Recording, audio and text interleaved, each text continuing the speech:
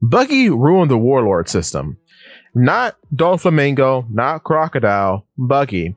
And here's why. Now, this is highly speculative, but in chapter 907, Shanks approaches the five elders and tells them he needs to talk to them about a certain pirate.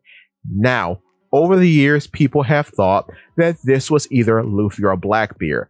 It's not Luffy because Luffy's exploits are highly recorded. Everyone knows about Luffy, okay? It's not Blackbeard because the funny thing about Blackbeard that I never hear people talk about, but it's very funny. Blackbeard outright embarrasses the world government in front of their faces on live television because he infiltrates Impel Down, takes guys out of level 6, and then shows up on a live stream during the War of the Best and Marineford with his entire posse. I mean, it's ridiculous. It really is. And even after all of these shenanigans take place, the warlord system is still a thing in the post time skip. After Blackbeard ascends and becomes a Yonko. It's insane. So no, it's not Blackbeard. They don't care about Blackbeard, which is so odd. I think it's Buggy because what happened during Marineford, or at least when they were on their way to Marineford, Luffy and co., the world government, namely the Marines, find out about Buggy's reputation and start regarding him as a threat.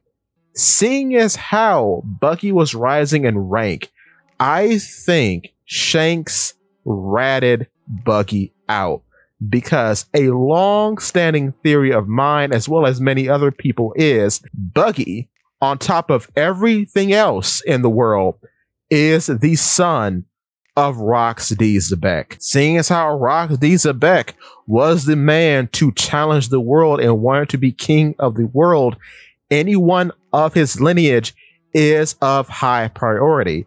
In a similar situation, this is why so much security was placed during the War of the Best, because the War of the Best served as the execution ground for Portgas D. Ace, son of Gold D. Roger, another important figure in history that people are quite frightened of, especially the world government.